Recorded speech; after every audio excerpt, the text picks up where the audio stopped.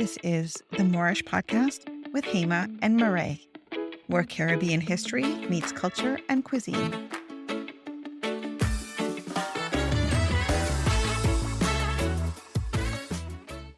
Hi, I'm Hema. And I'm Mireille. Last week, we left off with a little hint about the island we're speaking about today.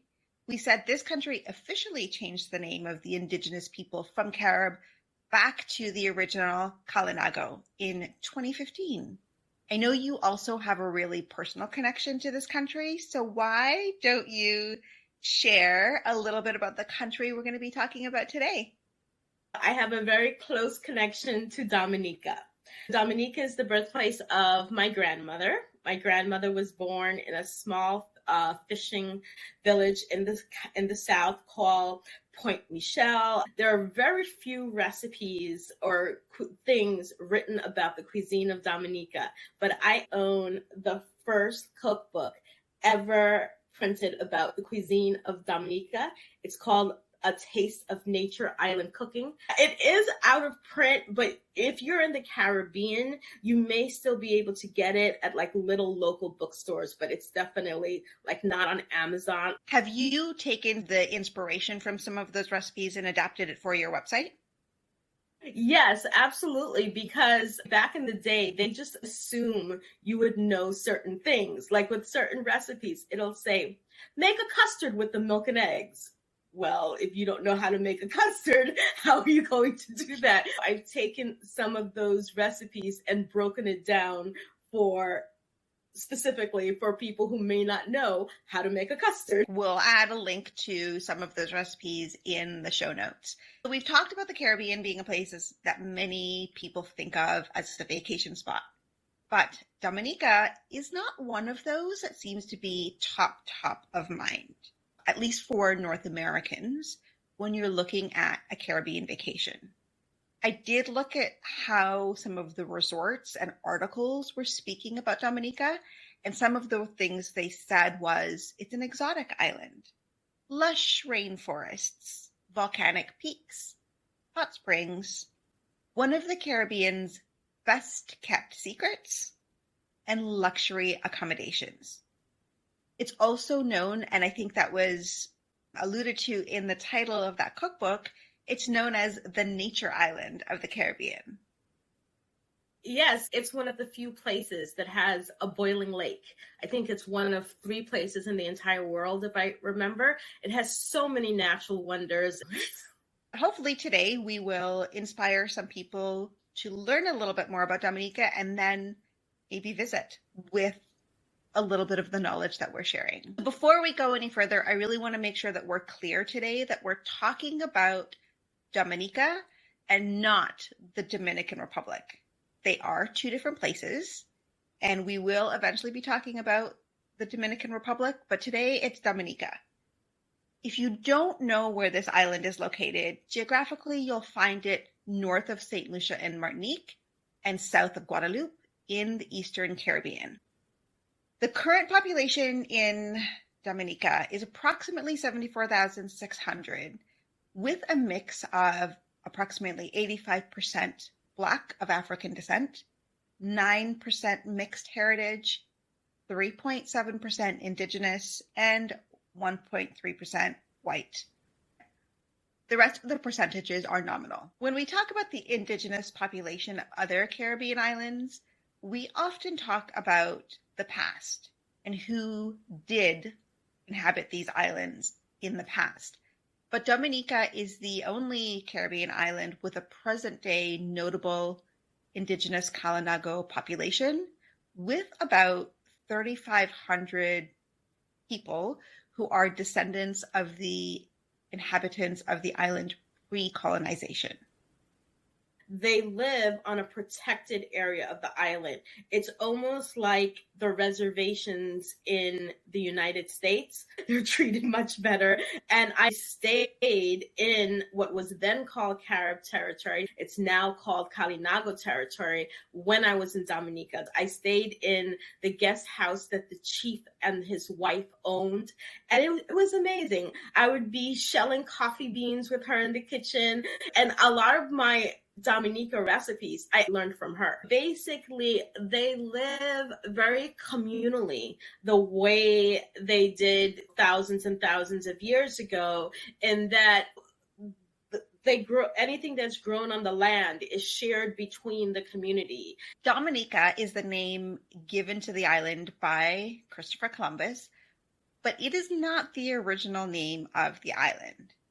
Now, I want to do right by this name and not mispronounce it.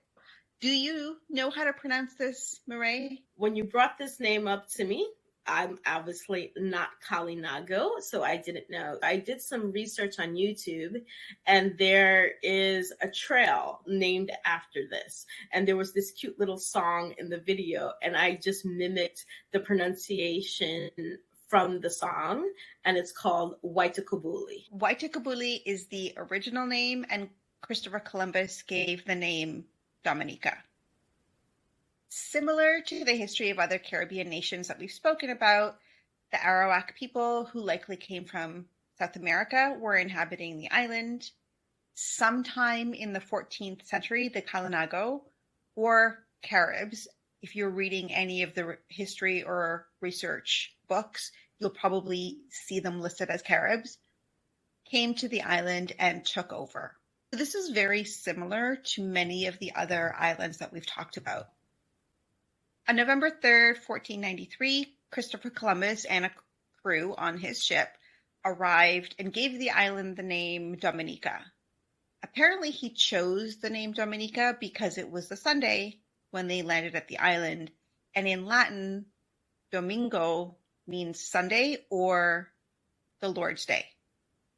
They didn't last very long on the island because they were driven off by the Kalinago, who were defending their territory. There's a story I've always been told was when Columbus arrived in Dominica, Kalinago saw them coming and they're like, we don't know what these people are about. We're going to go hide out and see what they want.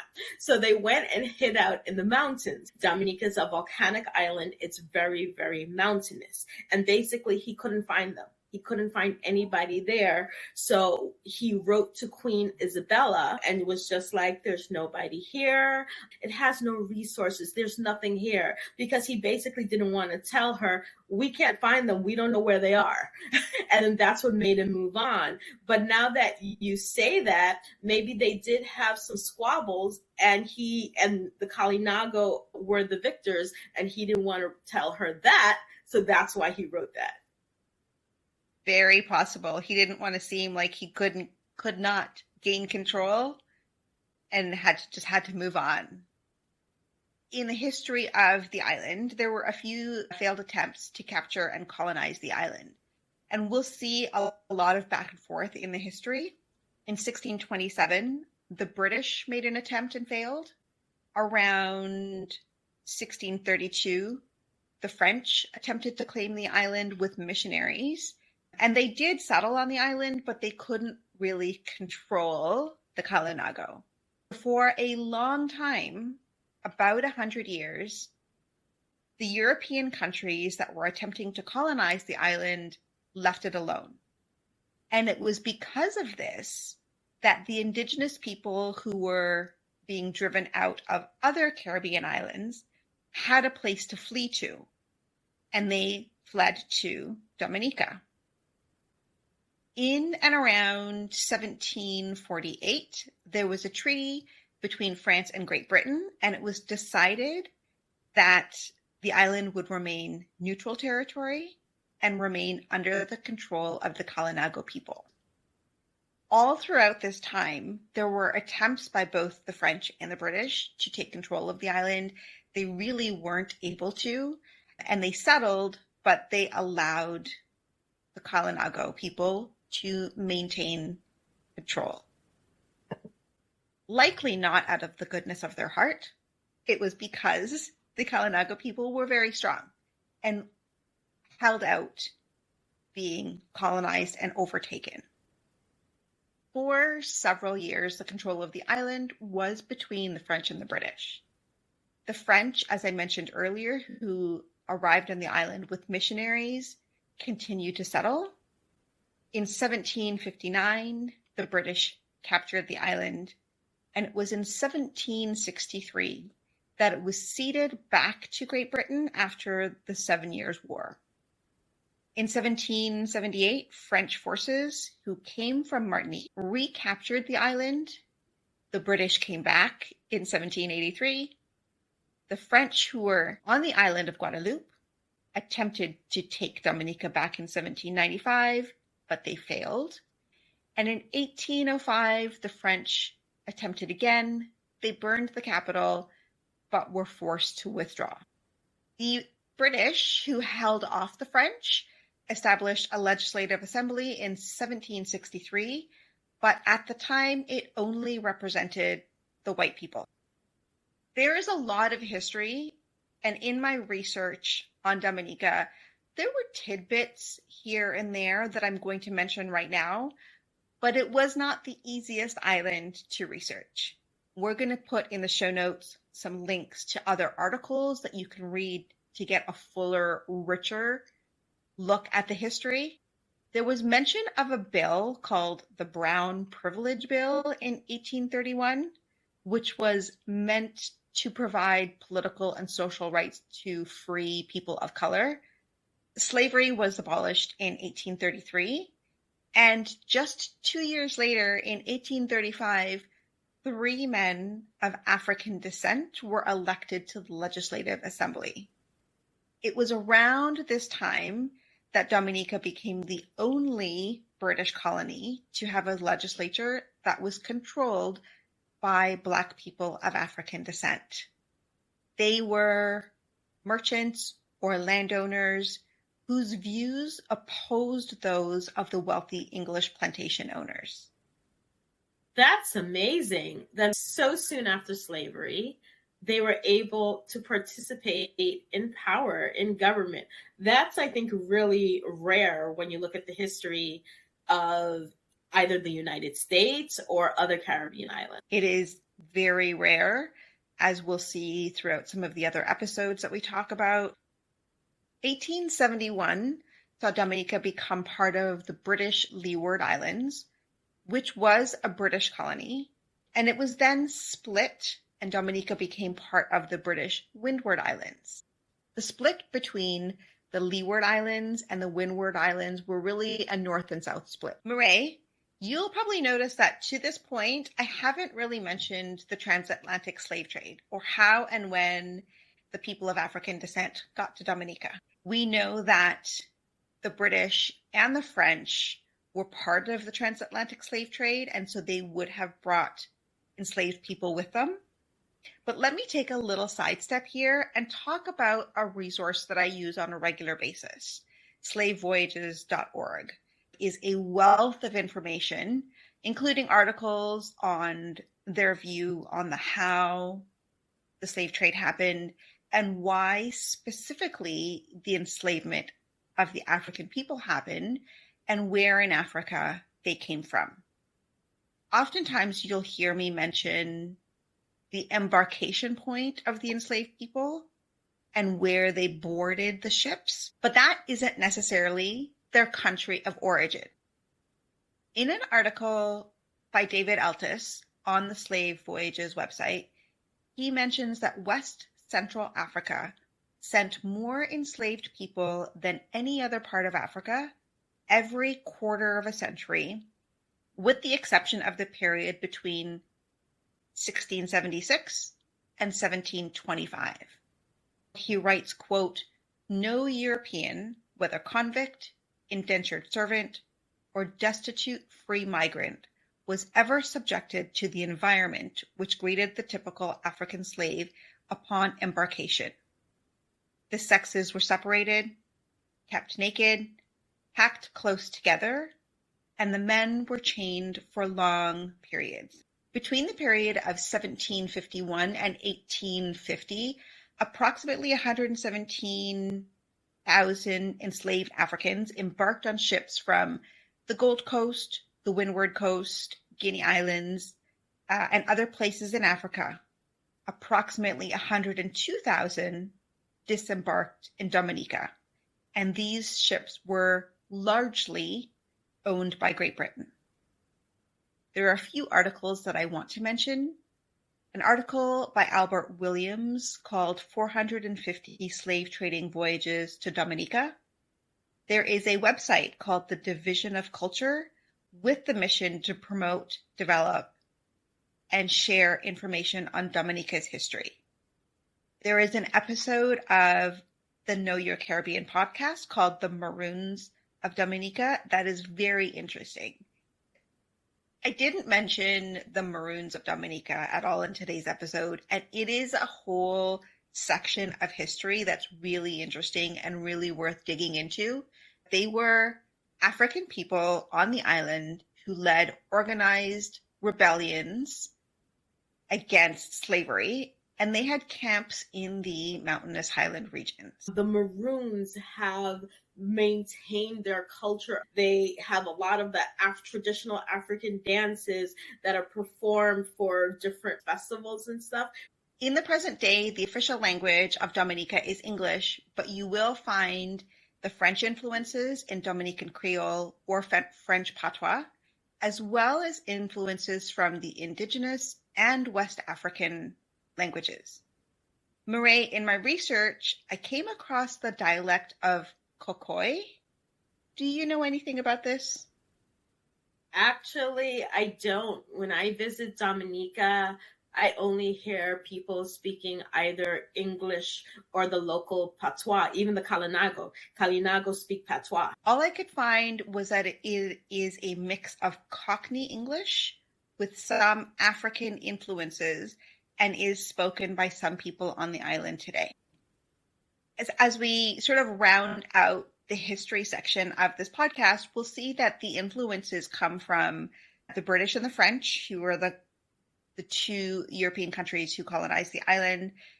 They are influences from the indigenous population, influences from the enslaved Africans, and that all of that comes together to create what is the current day culture of Dominica.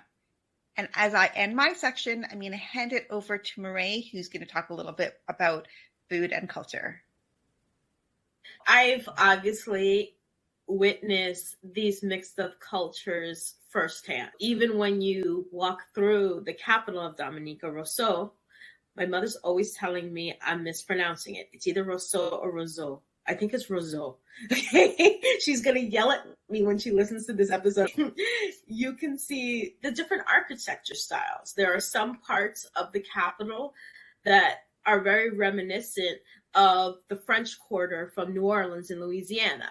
And then there are other parts that are more British in style. They have a look of more colonial style buildings. Every single Caribbean island has market day. Pretty much every Saturday, all the farmers and everybody who grows fruits, vegetables, spices, animals, they come to the capital and they sell it.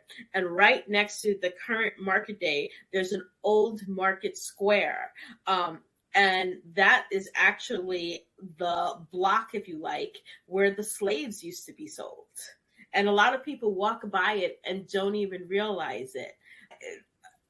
People from Dominica are very proud of their culture, and no season represents that more than Independence season. In Dominica, it is a whole month of celebrations. Throughout the whole entire island, there'll be different things celebrating food, music, dance, and culture. Even the schools get involved. There will be many days where there's steel band competitions or a day in the park where people are just selling the traditional foods of Dominica. There's also a Heritage Day and a Creole Day, not to mention the World Creole Music Festival, which brings people from all over the Caribbean and French-speaking Africa to Dominica. On Creole Day, that is a beautiful sight to see because people will dress up in the traditional clothing. It's called the robe douillet, and it's some combination of white cotton, lace, and vibrant plaid-colored cloth, which is actually called madras cloth. During slavery times, most plantations, for lack of a better word, had a uniform. And that's how they identified the different plantations they were from. But they were always these boring drab colors: blue, gray, beige, all of these neutral colors. The one time that the enslaved people were allowed to dress up and go all out was on Sundays for church. And this is when they would wear the robe douillet, and they would bring out the most vibrant colors. On Creole Day, these people are dressed in these traditional clothing, and in some of the traditional dances are danced. There's two that I wanted to mention. One is the quadrille, which came from France, and then there's another one called the bele, which came from Africa. I found some samples of this on YouTube, so they will be linked in the show notes. But you also found a couple of other celebrations in your research, Hema, that I didn't even know about. I did. And I don't know how big or how small these are, but a couple of the other celebrations that I wanted to mention was Kalinago Week, which is in September, a week to celebrate the Kalinago people. The other one that I want to mention is the Real Mass, or Mass Dominique, similar to Carnival that happens all over the Caribbean. And it is specifically a combination of the French and African cultures in Mass Dominique. Actually, I knew about that one, but we just call it Carnival. What's important to know is that there is a meaning behind Carnival and behind Juve. And we're going to talk about the meaning behind some of these festivals in other episodes, and why you have Carnival on many of the islands is the common history that we all have. A lot of people think Carnival is just about dancing and getting drunk, just a lot of frivolity. Yes, it's a happy occasion that we celebrate, but it's more than just dancing in the street and drinking rum. Like you said, there is history, there's culture, there's meaning behind some of the traditional costumes. Let's go back to your section, which is one of my favorite topics, food. In this first kind of season of this podcast, we're mostly focusing on the national dishes of each island. But there's going to be a lot of overlap. And because I don't want it to get repetitive, when the national dish is one that exists on another island, I might bring dishes that are not necessarily the national dish. The national dish of Dominica is callaloo soup, which really has similar interpretations throughout the African diaspora, like American collard greens, African okra soup, Haitian lalo. These were all brought to the Americas with slavery, but since this is also part of the national dish for next week's island, I'm going to kind of save a deep dive into that for next week. I'm instead going to focus on what used to be Dominica's unofficial national dish, and that's mountain chicken. Now, this dish really isn't kind of rooted in Africa or even indigenous history, but just an example of the ingenuity of the people taking advantage of what's available in its local waters. Necessity and availability is what made mountain chicken so popular. You know, many times throughout the African diaspora, you find the scraps that enslaved people were given, or things that normally most people may not consider edible. That's what they chose to make use of. It was available, and they could make something delicious with it. Mountain chicken used to be Dominica's national dish, but actually it has nothing to do with chicken. But it's actually a type of frog. Due to the large size of this particular frog, it's called the giant ditch frog, and it makes apparently chicken-like squawking sounds. That is how it got its name, because of its extremely large size and this sound that it makes. And these frogs we actually call crapaw in Dominica. In Dominica, no one's going around saying giant ditch frog. It's very similar to a word we use in Trinidad, crapaud. And crapaud is the French word for toad or frog. I happen to know that because I'm Trinidadian, and being Canadian, we start to learn French, which is the second official language in Canada, and crapaud is a word that I learned. So toad or frog. And that would be a callback probably to the French colonization time. In Dominica, they also speak a French-based patois, so that's why you'd have the use of crapaud. This frog, it's native to the Caribbean, particularly in Dominica and Montserrat. It has many names, even though we call it crapaud. The official names, it's known as the giant ditch frog. It can grow to be up to 20 centimeters and weighing up to 1 kilo. That's a pretty big frog. Sadly, they almost became extinct, and that is the reason why it's no longer the national dish, and it's forbidden to hunt them or try to capture them in Dominique. To give you how big a part of Dominican culture the mountain chicken was, it would be mentioned in calypso songs, in poems. It's actually part of Dominica's coat of arms. At one time, anywhere between 18,000 to 36,000 mountain chicken frogs would be caught in Dominica annually. That's a lot of frogs, but it wasn't just this aggressive hunting that caused them to almost become extinct. It was actually a fungus, which I'm not even going to try to pronounce, so it will be in the show notes, that really caused this extremely rapid decline in the mountain chicken population. This fungus reduced the quantity of mountain chicken by 85% within 18 months. Wow.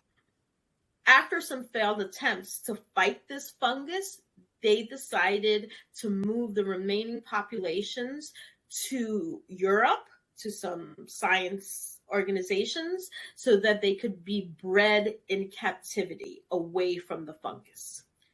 Developments in treating the fungus throughout the years have helped in starting to grow the population natively again.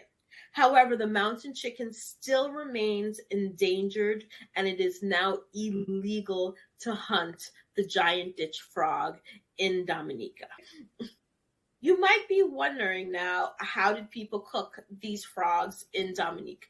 Well, it was cooked many different ways, but I would say the most popular way was to make oil down, or what's called rundown in some Caribbean islands, where it's basically stewed in coconut milk with herbs, spices, aromatic.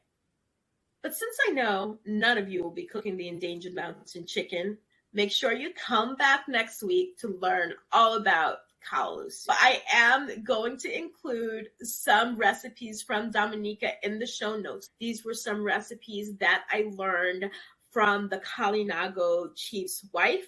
We have a recipe for breadfruit puffs. We have a recipe for coconut bread pudding. So do enjoy those.